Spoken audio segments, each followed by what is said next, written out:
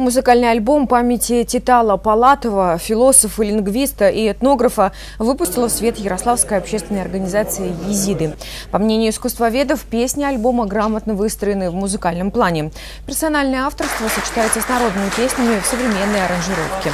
В фольклорной музыке отражена ментальность народа и его традиции. Альбом состоит из 15 песен и выпущен тиражом в 2000 экземпляров. Наша цель – ознакомить народов, проживающих на территории нашей области, и не только нашей области, с языческой культурой, с древнеязыческой музыкой.